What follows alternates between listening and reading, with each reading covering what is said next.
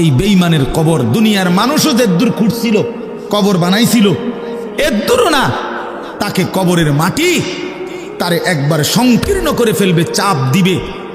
এই চাপে ডান পাশের মাটি বাম দিকে চলে আসবে, বাম দিকের মাটি ডান দিকে চলে আসবে।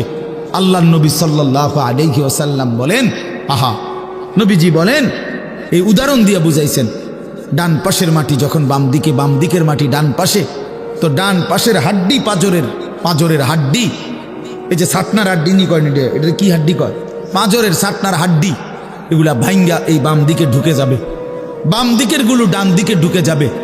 রাসূলুল্লাহ বুঝাই দিয়েছেন, হাত্তা তাখতালিফা আদলাউহু, এই যে শব্দটা এরকম, এই যে ভাই দেখেন, এই দুই আঙ্গুল যেভাবে একটা আরেকটার ভিতরে ঢুকে গেছে, খোদার কসম রাসূল বলছে দুই পাশের হাড্ডি এভাবে একটা আরেকটার ভিতরে ঢুকে যাবে। রাসূলুল্লাহ সাল্লাল্লাহু আলাইহি সাল্লাম বলেন, এভাবে নাফরমানের কবরে আযাব হতে থাকবে। প্রিয় বন্ধু আমার, আল্লাহ রাসূল সাল্লাল্লাহু আলাইহি সাল্লামের এরকম অসংখ্য হাদিস দ্বারা প্রমাণিত কবরে আযাব হবে।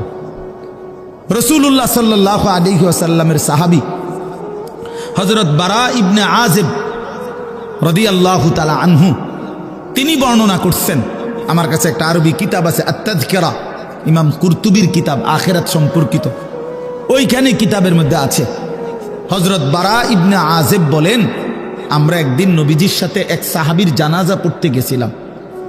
জানাজা পড়তে গিয়ে নবীজি ওই সাহাবীর কবরের সামনে গিয়া প্রথম দাঁড়াইছেন, খালি কবরটা, তখনও কবর জানাজা পড়ায় নাই। তো তিনি বলেন, আল্লাহ নবী কবরের দিকে তাকায়া অঝরে অনেকক্ষণ কাঁদছেন নিজে। হযরত বারা ইবনে আযিব বলেন, আমরাও নবীজির সাথে কাঁদতে শুরু করলাম, নবীও কাঁদে, আমরাও কাঁদলাম। কিছুক্ষণ পরে নবীজি কান্না থামাইয়া চোখ মুছতে মুছতে বললেন, ইয়া ইখওয়ানি লিমিসলি হাদা ফাআইদ্দু, এই বাক্য, আমার বন্ধুরা, আমার সাথীরা, লিমিসলি হাদা আইদ্দু, এই কবরের জন্য তোমরাও প্রস্তুতি নাও, এই কবরের জন্য তোমরাও রেডি হও। আজ আমার এই সাহাবীকে দাফন করা হবে, এই আজ কিংবা কাল একদিন আমাদেরকে ওই কবরে যেতে হবে, রেডি হও। এভাবে নবীজি কাঁদছেন। বাস্তবতা হলো, আসলে আল্লাহর কোরআন মানুষের হেদায়েতের জন্য, জিন্দেগি পরিবর্তনের জন্য। এজন্য প্রত্যেকেই হিসাব করা উচিত। ইস্তাফতি কলবাক, নবী সাল্লাল্লাহু আলাইহি ওয়াসাল্লাম বলছেন, তুমি তোমার দিলকে জিজ্ঞেস করো কি হালাত। ইজা সাররাতকা হাসানাতুকা ওয়া সাআতকা সাইয়্যাতুকা ফাআনতা মুমিন, যদি নেক কাজ করতে তোমার খুশি লাগে, মন্দ এবং গুনাহের কাজ করতে অপছন্দ লাগে, কষ্ট লাগে, তো বুঝবা তুমি মুমিন। তাহলে নিজের ইমানের হালাত নিজেই যাচাই করা সম্ভব, যে আমার হালাত কি, আমার দিলের মধ্যে মানসিকতা কি, নেক কাজ করতে আগ্রহ আর গুনাহের কাজের প্রতি ঘৃণা, এইটা আমার ইমানের পরিচয়। কোরআনুল কারীমের মধ্যে আছে, আল্লাহ তাআলা বলেন, সাহাবায়ে কেরামের জিন্দেগিটা আল্লাহ এভাবে সাজিয়েছেন, ওয়ালাকিন্নাল্লাহা হাব্বাবা ইলাইকুমুল ঈমানা ওয়া যায়্যানাহু ফি কুলুবিকুম ওয়া কাররাহা ইলাইকুমুল কুফরা ওয়াল ফুসুকা ওয়াল ইসয়ান। আল্লাহ তাআলা বলেন, আমি আমার বন্ধুর সাহাবীদের দিলের মধ্যে ঈমানকে সবচেয়ে প্রিয় বানিয়ে দিলাম, ওয়া যায়্যানাহু ফি কুলুবিকুম, এবং ঈমানকে তোমাদের অন্তরে, আল্লাহ বলেন সাহাবীদেরকে একদম সাজিয়ে দিলাম, মানে ইসলামই প্রিয়, ইসলামের সব কিছুই প্রিয়।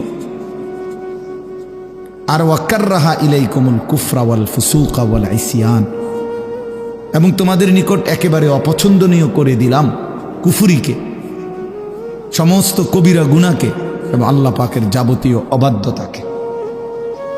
তাইলে ঈমান যার কাছে সবচেয়ে প্রিয়, কুফর, শিরিক, কবিরা গুনাহ, আল্লাহর নাফরমানি, অবাধ্যতা, এটা যার কাছে অপ্রিয়, আল্লাহ তাআলা বলেন, উলাইকা হুমুর রাশিদুন, এরাই হচ্ছে সঠিক পথ প্রাপ্ত, হেদায়েত প্রাপ্ত, কল্যাণ প্রাপ্ত, জান্নাতি। তাইলে ভাইয়া হাতে ধরা যে মোবাইলগুলো এগুলো নামান, একজনও একটা মোবাইলও হাতে তুলবেন না। এই হাতে ধরে রাখছেন যারা, একজনও হাতে ধরে রেকর্ড করবেন না। বললাম, নিষেধ করলাম, যে কথা শুনবেন না আপনি উঠে চলে যান। আপনার মতো শ্রোতা না হলেও চলবে। আমার এমনি শুনেন, ডাইরেক্ট চোখের দিকে তাকায় শুনুন। মোবাইলটার একবার আলগি দেয়, একবার নিচে নামায়, একবার খটর মটর করে। এটা অসভ্যতা ছাড়া আর কিচ্ছু না, একটা বদ অভ্যাস ছাড়া আর কিচ্ছু। এটা 24 ঘন্টার এক বদ অভ্যাস। জিন্দিগিটা এটার সাথে মিশাই দিছে, জীবনটাই। যেখানেই যাবা তোমার কাম একটাই, শুধু ওই মোবাইল এটা নিয়ে নাড়াচাড়া করে। তোমারে খোদা বানাইছে এই মোবাইল লড়াইতে সারাক্ষণ। কি আশ্চর্য এক জীবন আমাদের। কিছু পাঞ্জাবিওয়ালা টুপিওয়ালার ওই খাসরত, সারা দিন এটা নিয়ে ব্যস্ত। যেখানে যাবে চুরি করে হইলে ওটা উড়াইবে। এটা জীবনের একটা মূল ফিকির, যে মোবাইলে একটা কিছু উড়াইতে পারছে।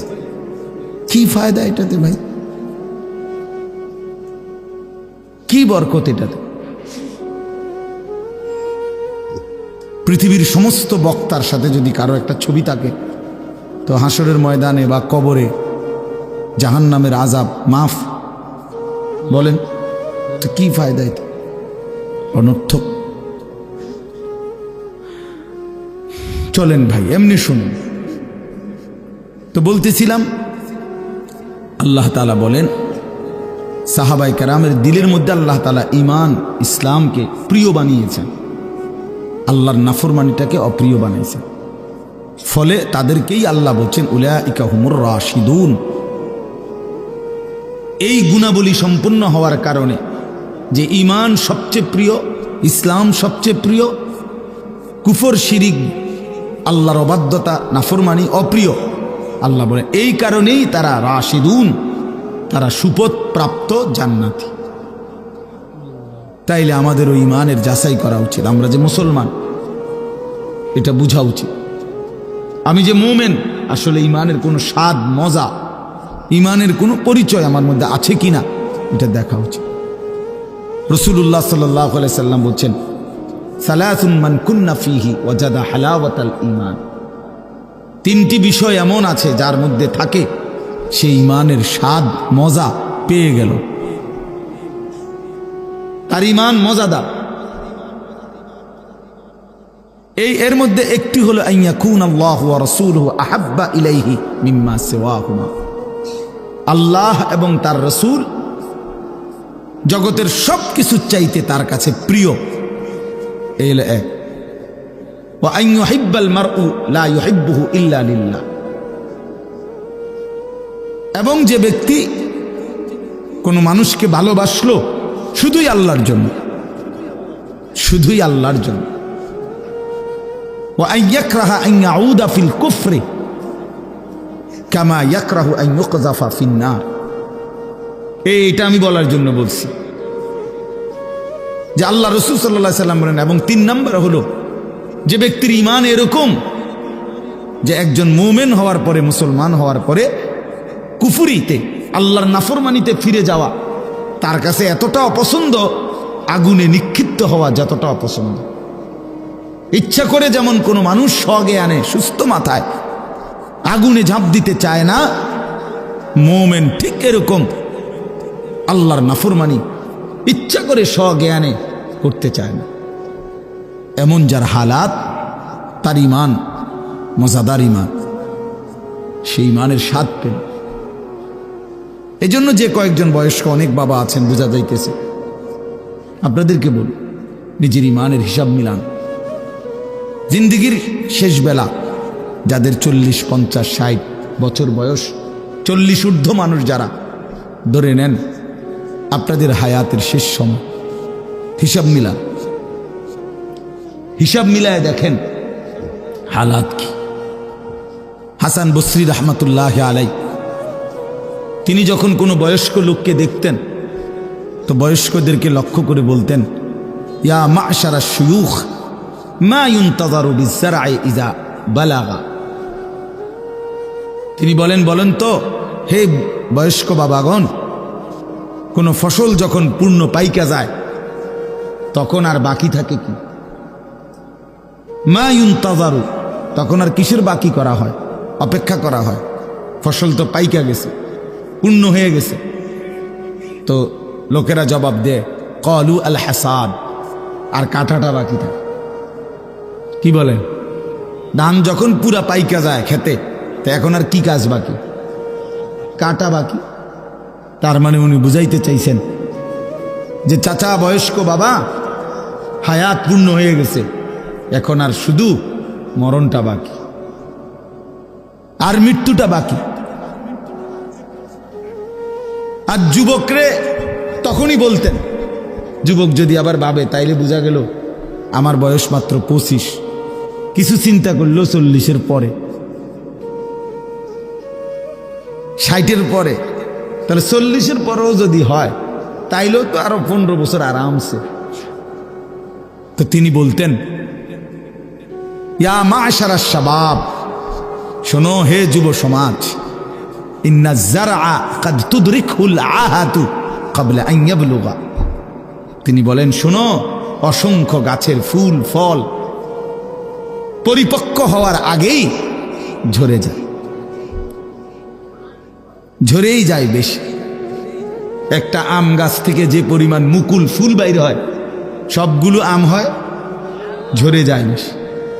যে কতগুলো আম হয় ছোট্ট ছোট্ট, তো এই সবগুলো কি বড় হইয়া পুরা পাকে? কথা বলেন না, না, ঝরেই যায় বেশি। প্রত্যেকে যদি হিসাব করে দেখবে ঝরে যায় বেশি, থাইকা যায় অল্প। প্রতিটা ফল, ফসল, ফুল ঝরে যায় বেশি। কাদ তুদরিকুল আহাতু, আহাতু মানে মুসিবত, ঝরে পড়া, ক্বাবলা আন ইয়াবলুগা, পূর্ণ হওয়ার আগেই। তার মানে যুবককে তিনি বলতেন, তুমি প্রতারিত হইও না। সবাই 60 বছর বয়সী হয় না, 40 বছর হয় না। আল্লাহ তাআলা কোরআনুল কারীমের মধ্যে বলছে দুইটা কথা, অমিনকুম মান ইউতাওয়াফা মিন ক্বাবলু অমিনকুম মান ইউরাদ্দু ইলা আরযালিল উমর। আমি হায়াত দিতে দিতে কাউকে এই চলমান অবস্থাতেই মৃত্যু দিয়ে ফেলি, আর কাউকে বৃদ্ধ অবস্থা পর্যন্ত পৌঁছাই। এটা কোরআন শরীফের আয়াত। আল্লাহ বলছেন আমি কাউকে মৃত্যু দিয়ে দেই আগেই, আর কাউকে আমি আরযালুল উমর, বৃদ্ধ অবস্থা, নিষ্কর্ম অবস্থা পর্যন্ত পৌঁছাই। এই জন্য আমি 2 দিন মাহফিলের শেষ, এই জন্য বললাম এই কথাটা। ওই ভাই, এই তোমরা এই মাঝখান দিয়ে কথা বলো না ভাই, কথা বলো। যার কষ্ট হয় চলে যাও তুমি, আমার কোনো অসুবিধা নেই, কিন্তু এখানে কথা বলো না দোস্ত আমার। আমি এটা পছন্দ করি না বাপ। এর চাইতে কম শ্রোতা আমার কোনো অসুবিধা নেই। আমি ওই যে এতক্ষণ আমার এই মৌলানা মুফতি মহিউদ্দিন ভাই, আমার শায়েখ আরিফ বিল্লাহ আল্লামা মুফতি মুশতাকুন নবী কাসেমি হুজুরের মাদ্রাসার উস্তাদ সুধন্যপুর, এতক্ষণ উনার লোকেই ওয়াজ করছি একজনে, এত করে এনে এন পর্যন্ত কোনো অসুবিধা নেই। শ্রোতাই একজন বলে যথেষ্ট। ওনারও বহুত ওয়াজ করছি, শ্রোতা নিয়ে কোনো টেনশন নেই। একজনের সামনে বললেও আল্লাহ গ্রহণ করলে কামিয়াব, 1 কোটির সামনে বললেও মালিক গ্রহণ না করলে কোনো লাভ নেই। এই জন্য বাপ, অল্প একটু সময় কথা মনোযোগ দিলে ভালো। আমি এটার প্রতি একটু কঠোরতা করি, এই জন্য যে আল্লাহর কথা মনোযোগ দিয়া শুনে আলাদা নিজের জন্য, বিশ্বাস করেন খুব দ্রুত সময়ে আল্লাহ তার জিন্দিগি বদলায় দেয়। কিন্তু ফালতু মানুষ গাফেল, ওই বুট খায়, কথা শুনে, ওয়াজ শুনে, বাদাম খায়, বন খায়, বিড়ি খায়, সুর দিলে টান দিলে আইয়ে, শিক্ষার দিলে আইয়ে, ভাল লাগলে কদ্দুর শুনে, ভাল লাগলে কদ্দুর শুনে না, জিমায় কদ্দুর, ওয়াজ শুনে কদ্দুর। এই সমস্ত ফালতু মানুষ এ ফালতুই থাকে, নতিজা আরজালের তাবে হয়, ফলাফল যখন নিকৃষ্টতার অনুগামী হয়। বুঝেন নাই? না বুঝেন নাই, আমি আর বাংলায় বলি। না না বুঝেন না, আমি কই না, তাহলে বুঝবেন। একটা উদাহরণ দিলে এ কি কইছি এই কথাইটা, তাহলে বুঝবেন। নতিজা আরজালের তাবে হয়, ফলাফল নিকৃষ্টতার অনুপাতে হয়। ভালো এবং মন্দ দুইটা মিশে গেলে ফলাফল আসে নিকৃষ্ট, যেটা মন্দ ওইটার আলোতে। যেমন একটি পানির ট্যাঙ্কির মধ্যে 500 লিটার পানি থাকে, ধরেন আটে, ওই যে গাজী ট্যাঙ্কি 499 লিটার, এটার মধ্যে মোটর দিয়া পবিত্র পানি দিছে, মানে মোটরের পানি, ভালো পানি 499 লিটার। শুধু 1 লিটার ফেসাব এটার সাথে দিছে, এই মিল্লা হয়েছে 500 লিটার। 499 লিটার হইল পবিত্র পানি, 1 লিটার হইল কি ফেসাব। এখন 500 লিটার পানির হুকুম কি বলেন? সবাই বলেন, সবাই বলেন। হ্যাঁ, সব মুফতি সাহেব সবাই বুঝছেন এটা, ঠিক না? এটা একেবারে সহজ কিনা? তাহলে ফলাফল আসলে মানে এইটাই বুঝাইলাম, ভালো এবং মন্দ মিশে যাওয়ার পর ফলাফল আসছে কোনটার? যেটা মন্দ, এইটারে বলে আর কি আরবিতে নতিজা আরজালের তাবে হয়, যেটা নিকৃষ্ট ওইটার আলোকে হয়। এটার অর্থ হইল, আমি সবসময় বলি, বুট আর ওয়াজ দুইটা মিললে ফলাফল আসে বুট, বাদাম আর ওয়াজ ফলাফল আসবে বাদাম, জুরানি আর ওয়াজ রেজাল্ট আসবে জুরানি। হ্যাঁ হ্যাঁ, এটা গুরুত্বপূর্ণ বিষয়, রেজাল্ট আসবে কি জুরানি। জুরানি আপনি সাসারে জিজ্ঞাসা করবেন কি শুনছেন, বলবো কথা তো কত কথাই কইছে, সবই তো দরকারি কথা, কোনটা কইতাম? আসলে কিচ্ছু জানে নাই উনি, কিছুই শুনে নাই, বুঝেন নাই কথা। আউযুবিল্লাহর সময় জুড়াইছে, বিসমিল্লাহর সময় মাথা আলগি দিছে, আবার আলহামদুলিল্লাহর সময় জুড়াইছে, তো কি শুনছে উনি? ঘোড়ার ডিম শুনছে। এই জন্য বাপ, এটা জরুরি, বাস্তব। আমি হাসতে হাসতে বললাম, যদিও অর্থ হলো পরিবর্তনের জন্য, জিন্দেগির সৌন্দর্যের জন্য মনোযোগ জরুরি, আন্তরিকতা জরুরি। আমাদের খুলনার হজরত আরিফ বিল্লাহ হজরত মাওলানা মুফতি নুরুল আমিন সাহেব হজরত সবসময় বলে, যে ব্যক্তি তার দিল, কান, চোখ এই তিনটা একত্র করে আল্লাহর কথা শুনে, হজরত বলেন খুব অল্প সময়ের ভিতরে তার জিন্দেগি পরিবর্তন হয়। তিনটা একসাথ করতে হয়, দিল খোলা, কান খোলা, চোখ খোলা। চোখ খোলা। হজরত সবসময় বলে, আল্লাহর কথা শুনতে বসলে যে জুরায়, বুঝতে হবে তার কলিজার ভিতরে আখেরাতের ফিকির কম, কবরের ভয় কম, জাহান্নামের ভয় কম, পরকালের অনুভূতি কম, অনুভূতি কম। এই জন্য জওয়ান ছেলেদেরকেও বলি, বয়স্ক বাবা আপনাদেরকেও বলি, সব সময় আল্লাহর কথা মনোযোগ দিয়ে শুনবেন। আর আপনাদেরকে যেটা বললাম, হিসাব মিলান, আসলে আপনার হৃদয়ের হালাত কি। এই যে প্রতিনিয়ত আল্লাহর কথা শুনতেছেন, যুবক ভাই তোমরাও শুনতেছ, মসজিদে জুমার নামাজের বয়ান হয় 52 সপ্তাহ, এক বছরে মোট 52 সপ্তাহ, বছরে প্রত্যেক মাসে 4টা জুমা, 4 12 48, আর 4 মাসে 4টা অতিরিক্ত জুমা আছে। যেমন এই মাসে 5টা জুমা, এই নভেম্বরে এখানে 5টা জুমা, এরকম 4টা জুমা 4 মাসে অতিরিক্ত 5 জুমা, তাহলে 48 আর 4 কত? 52টা জুমা। তাহলে 52টা জুমায় প্রতিনিয়ত ইমাম সাহেব আল্লাহর কথা বলে, বয়ান করে, এটা কম না। 30 বছর যদি এভাবে কেউ 52 সপ্তাহ করে 30 বছর শুনতেছে, তার কি 30 বছর পরেও বিড়ি খাওয়ার অভ্যাসটা ছুটে যাওয়ার কথা না? তো এই কাকা কি শুনলো আজ এত বছর ধরে, এবার তো অনবিড়ি খায়, এই ডাকাত কি শুনছে কোন? বলেন আপনি, ইনসাফ কি বলে? না না, একটা বিবেকের প্রশ্নে আসেন। আজকে 30টা বছর পরেও আপনি সুদের লেনদেন করেন, 50 বছরেও এখনো ওজনও কম দেন, এখনো কথা কইলে আগ করলে গালি দেন। আস্তাগফিরুল্লাহ। শুনলেন কি? বুঝলেন কি? এতগুলো বয়ান কিছুই কোনো আসর করলো না। এই মূল কথা হলো গাফেল। মূল বিষয় কি? গাফিল। উলাইকা হুমুল গাফিলুন। আল্লাহ সমস্ত জাহান্নামীর পরিচয় বলছে, সমস্ত জাহান্নামীর একসাথে একটা পরিচয় আল্লাহ বলছে, উলাইকা হুমুল গাফিলুন। সবগুলো জাহান্নামী মূলত গাফেল।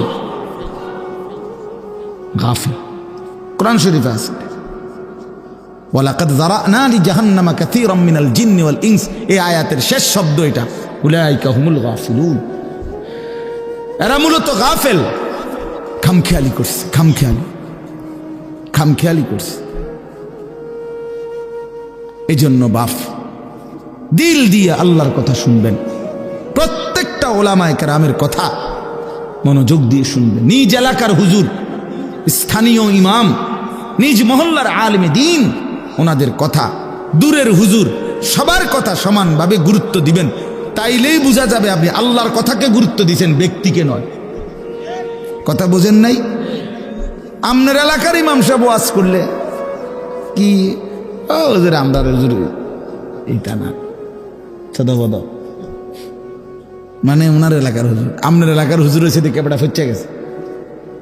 হ্যাঁ, আর বাকি বক্তা যেগুলো, এগুলো সব চাঁদের দেশের থেকে আসছে, ঠিক না?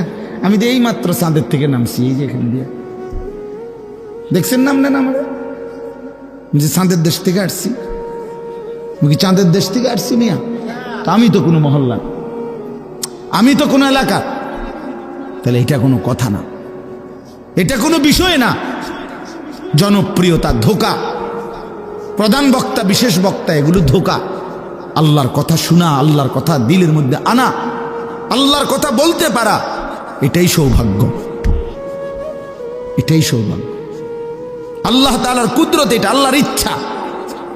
আল্লাহ কাউকে 10,000 1,000 মানুষের সামনে বলায়, কাউরে 10 জনের সামনে বলায়, এটা কোনোটাই 10 জনের সামনে বললে ব্যর্থ, 1000 লোকের সামনে বললে সফল, এমন কথা কোরআন, সুন্নাহ, ইজমা, কিয়াস পৃথিবীর কোথাও নাই।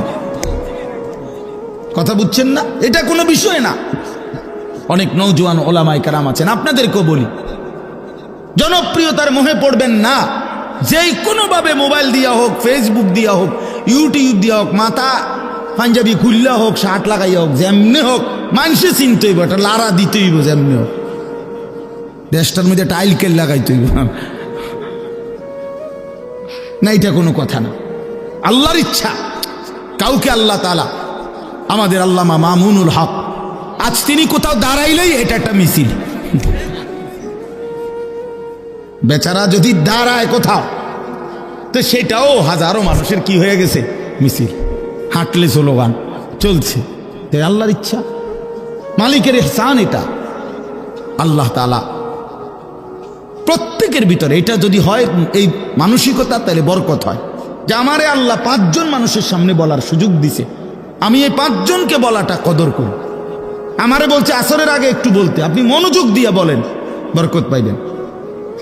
আসরের পরে বলেন, ফজরের পরে বলেন, আল্লাহর কথা যখনই বলার সুযোগ পায় তখনই গনিমত। ক্বালা রব্বি ইন্নী দাআউতু কওমি লাইলান ওয়া নাহারা। নূহ আলাইহিস সালাম বলছে, আল্লাহ আমি আপনার দিকে মানুষকে ডেকেছি 950 বছর ধরে, রাতেও দিনেও। লাইলান ওয়া নাহারা, রাতেও দিনেও। তাহলে এটা কোনো বিষয় না। আমি অনেক বড় বড় আলেমরে জিজ্ঞাসা করছি যে হুজুর, মাগরিবের পরে ওয়াজ করলে উনি বিশেষ বক্তা, আর রাত 10টায় ওয়াজ করলে উনি প্রধান বক্তা, এটা শরীয়তের কোন আলোকে নির্ধারিত হয়েছে? এই ফাইসালা আইসে কেন?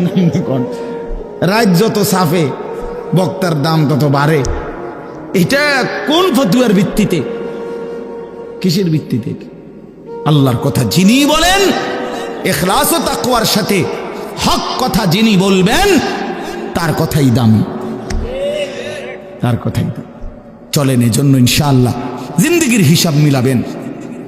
বাপ আমার, নওজোয়ান ছেলে, তোমাদেরকে বলি ভাই, প্রতিনিয়ত মসজিদে জুমার নামাজে ঢোকো, আবার বের হও ভাইয়া, কিন্তু তোমার জীবন এমন আশ্চর্য যে ইমাম সাহেবের 2টা লাইন কথাও মনোযোগ দেওয়া শোনে না, পুরাটা টাইম মোবাইল টিপতেছে, পাশের ছেলেটার সাথে কথা বলতেছে, দুষ্টামি, দৌড়াদৌড়ি, কথাবার্তা।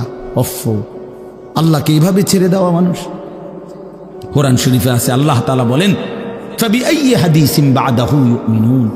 কোরআনুল কারীমের সবচেয়ে বেশি যে কয়েকটা আয়াত আছে, আমার দিলের মধ্যে একবারে লড়াইয়া ফেলে, আমার দিল নড়ে সবচেয়ে বেশি, এর মধ্যে এইটা একটা আয়াত। আমার আশ্চর্য লাগে যে মালিক এটা কি বলছে, ফাবিআইয়ি হাদিসিন বাদাহু ইউমিনুন। আল্লাহ বলে, বান্দা 23 বছরে আমি 30 পারা কোরআন নাজিল করেছি, আমার সর্বশ্রেষ্ঠ কথা কতবার করে করে এক একটা কথা বলেছি বান্দা, এরপরে আর কোন কথা বললে আর কেমনে বললে এর চাইতে দামি আর কোন কিতাব নাজিল করলে বান্দা তুই আমার কথা মেনে নিতি? ফাবিআই হাদিস, ফাবিআই হাদিস, আর কি বললে, আর কোন কথা বললে? আকিমুস সালাহ, আকিমুস সালাহ, আকিমুস সালাহ, এই নামাজের কথা আকিমুস সালাহ ৮০ বারের চাইতে বেশি আল্লাহ বলছেন। আল্লাহ যেন ডাক দিয়া বলে, এই যুবক, ৮০ বারের চাইতে বেশি আমি মাওলা, আমার মতো মালিক, আমি নামাজের কথা তোকে এই কোরআনে বললাম, আর কতবার বললে নাফরমান তুই আমারে সেজদা দিতি বল। এই বেঈমান, তোরা যারা নামাজ পড়ো না, বলো বেঈমান বলো, আর কতবার বললে, আর কতবার বললে নামাজ পড়তা? ইয়া আইয়ুহাল্লাযীনা আমানু, হে ঈমানদারগণ, হে ঈমানদারগণ, হে ঈমানদারগণ। কোরআনুল কারীমের মধ্যে 89 বার আছে, 89, 8, 9, 89 বার আল্লাহ ডাক দিছে, আমার ঈমানদার বান্দা, আমার তুই প্যারা বান্দা, আয় মোমেন, আমি তোকে ডাকছি, তোকে ডাকছি, তোকে ডাকছি। সেই আল্লাহ জিজ্ঞেস করছে, ফাবিআই হাদিস, এই বান্দা 89 বার আমি তোকে মোমেন বলে ডাক দিয়েছি, আর কতবার ডাকলে তুই আমার ডাকে সাড়া দিতি বান্দা? হ্যাঁ বলো ভাইয়া, যারা নামাজ পড়ো না ভাই বলো।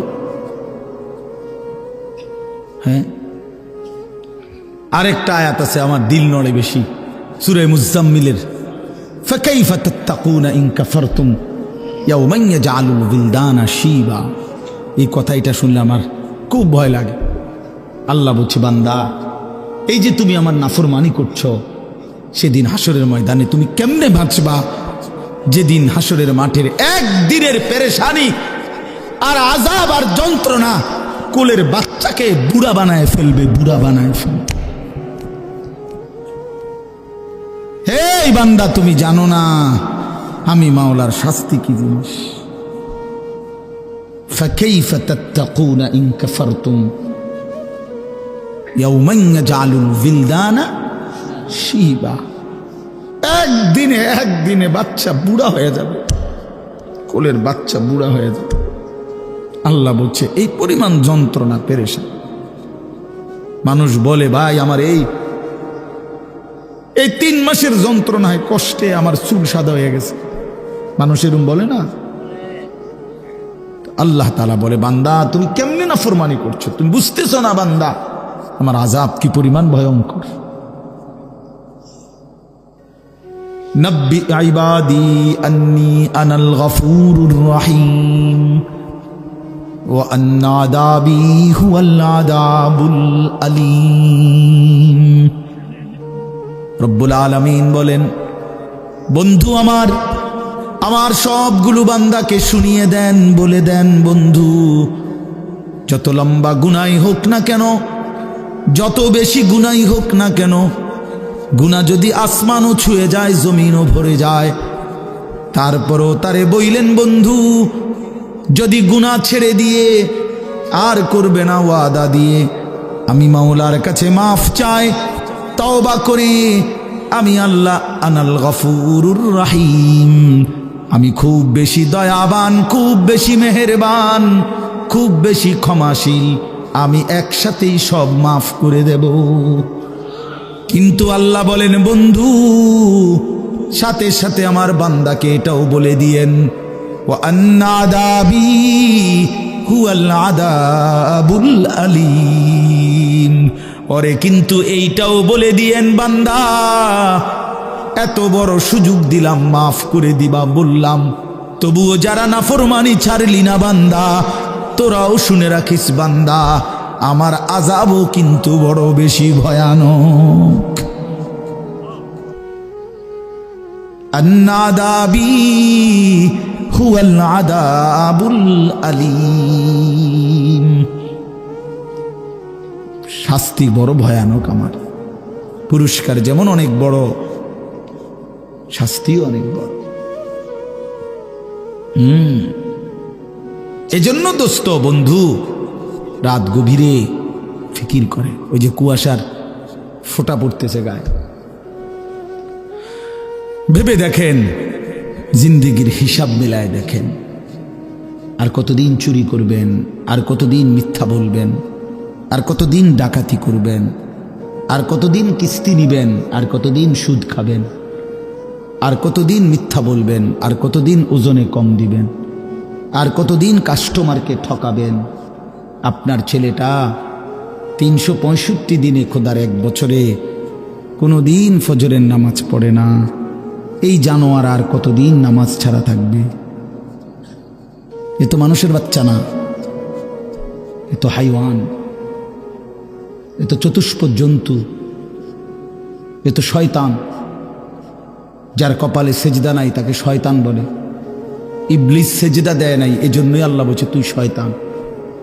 ইবলিস সেজদা দেয় নাই, এজন্য বলছে ফাইন্নাকা রাজিম, তুই আজকের থেকে অভিশপ্ত। ইবলিস সেজদা দেয় না, এজন্য বলছে ওয়া ইন্না আলাইকা লাআনাতা ইলা ইয়াউমিদ্দিন।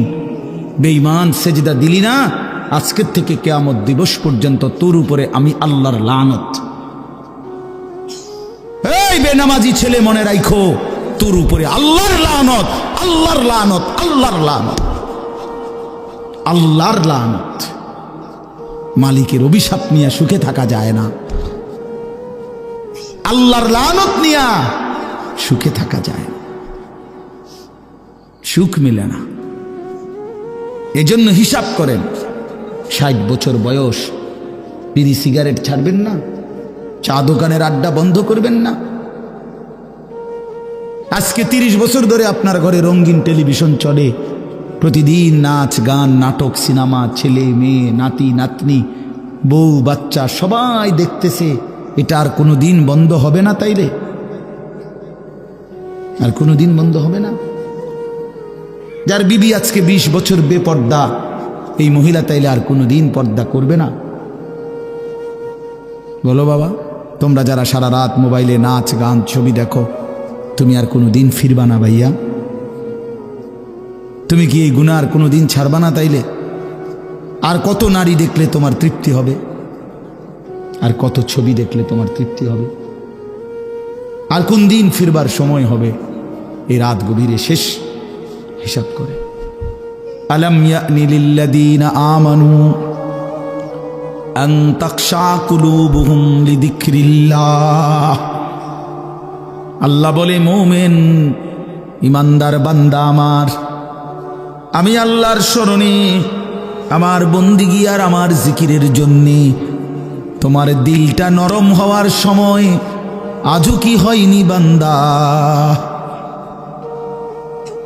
আলাম ইয়ানি, বলেন বাবা, বলেন ছেলেরা, বলো বন্ধু, বলো, আর কোন দিন সময় হবে?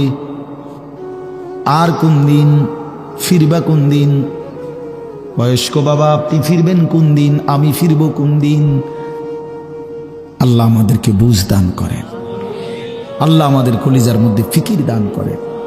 কোরআনুল কারীমের 29 নম্বর পারা, 67 নম্বর সূরা, সূরায়ে মুলক।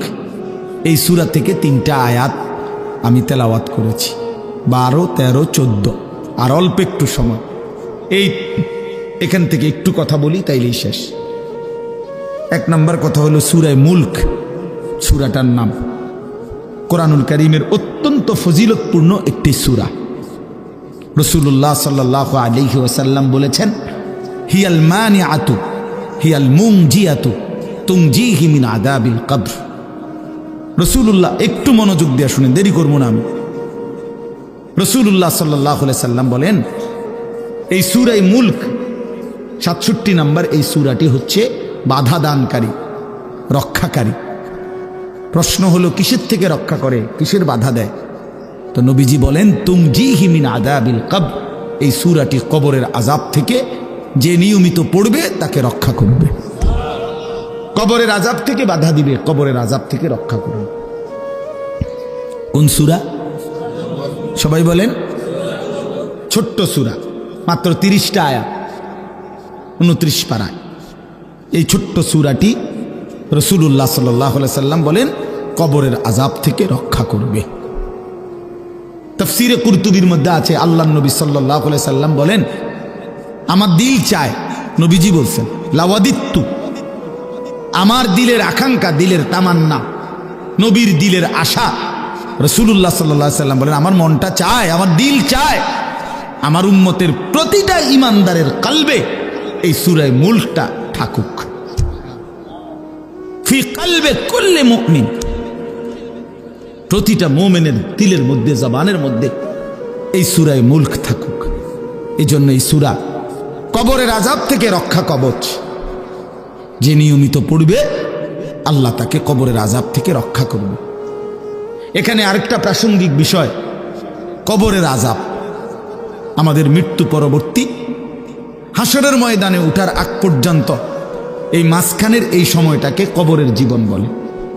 কারো যদি স্বাভাবিক মৃত্যু হয় অথবা অস্বাভাবিক মৃত্যু হয়, কারো যদি মাটির কবর কপালে জোটে অথবা নাও জোটে, মৃত্যু মানেই আবার হাসরের মাঠে উঠা পর্যন্ত মাঝের এই সময়টাকে কবরের জীবন বলে।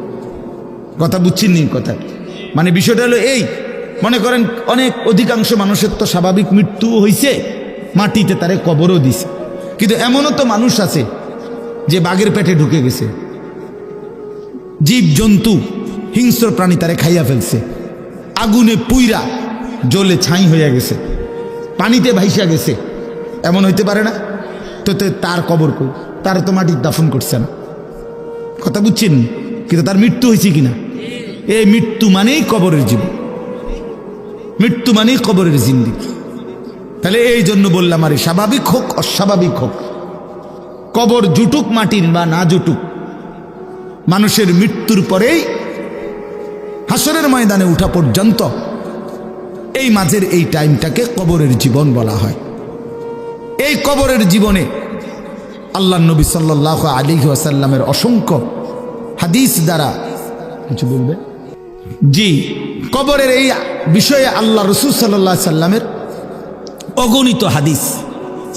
কবরের মধ্যে মানুষের এই কবরের জীবনটা, এটা কারো জন্য সুখকর, কারো জন্য কষ্টকর, কারো জন্য এই কবরে সুখ মিলবে, কারো জন্য এই কবরে কষ্ট হবে, আযাব হবে।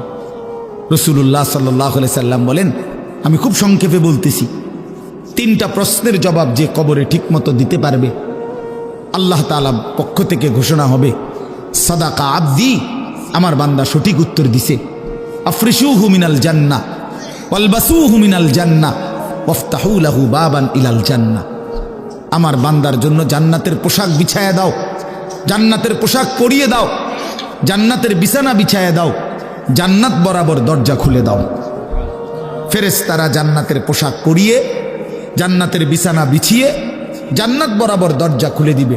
ওয়ুফসাহু লাহু, এবং তার কবরটাকে প্রশস্ত করে দেওয়া হবে, চারিদিকে 70 গজ, 70 হাত, অথবা আরেক বর্ণনা আছে মাদ্দুল বাসার, চোখের দৃষ্টি যায় যে দূর, এর দূর চতুর্দিকে ইমানদার নেককারের কবরকে প্রশস্ত করে দেওয়া হবে। এই সুন্দর প্রশস্ত করে নেককারকে শোয়াইয়া জান্নাতের বিছানা পোশাক পরাইয়া ফেরেশতা বলবে, ভাই সাহেব নাম কানাউমাতিল আরুস, নতুন জামাই যেভাবে বাসর ঘরে নতুন দুলহা ঘুমায় আরামসে সুখের বাসরে, আমনে আমনে ঘুমান, আমনে ঘুমান, কেউ ডিস্টার্ব করবে না, আমরা এসে নিয়ে যাবো পরে সময় মতো আপনারে। ইসরাফিল ফু দিবে দ্বিতীয়বার, আমরা এসেই আপনারে নিয়ে যাব, আপনি আপাতত এখানে আরামসে সুখের জান্নাতের নিয়ামত ভোগ করতে থাকেন। যে ব্যক্তি কবরে 3টা প্রশ্নের জবাব দিতে পারবে না, রাসূলুল্লাহ সাল্লাল্লাহু আলাইহি সাল্লাম বলেন, আল্লাহ তাআলার পক্ষ থেকে বলা হবে কাযাবা আবদি, আমার বান্দা নাফরমান মিথ্যা বলেছে। আফরিশুহু মিনান নার ওয়ালবাসুহু মিনান নার ওয়াফতাহু লাহু বাবান ইলান নার, তার জন্য জাহান্নামের বিছানা বিছিয়ে দাও, জাহান্নামের পোশাক পরিয়ে দাও, জাহান্নাম বরাবর দরজা খুলে দাও। নাউযুবিল্লাহ। ফেরেশতারা এই 3টা কাজ করবে। প্রথম, এই হলো এক গ্রুপের কাজ, ওনারা এই জাহান্নামের বিছানা, জাহান্নামের পোশাক আর জাহান্নামের বরাবর দরজা খুলে দিবে। এই হলো একটা হলো। 2 নাম্বার, আল্লাহ রাসূল সাল্লাল্লাহু আলাইহি ওয়াসাল্লাম বলেন, এই নাফরমানের কবরে এরপরে একজন ফেরেশতা আসবে, সেই ফেরেশতা এসে ইউদরাবু লাহু বিমিতরাকাতিম মিন হাদিদ, লোহার একটা মুগুর, লোহার একটা হাতুড়ি দিয়ে এই নাফরমানকে একটা আঘাত করবে। দরবাতান বাইনা উদুনাইহি, আঘাতটা দুই কান বরাবর মাঝখানে। নবীজি বলেন ফায়াসিহু সাইহাতান, বেঈমান তখন কবরে একটা চিৎকার মারবে, ইয়াসমাউহা মান ইয়ালিহি ইল্লা সাকালাইন, মানুষ এবং জিন ব্যতীত আল্লাহর সমস্ত সৃষ্টি নাফরমানের চিৎকারটা শুনতে পাবে। এইভাবে ফেরেশতা তাকে আঘাত করতে থাকবে।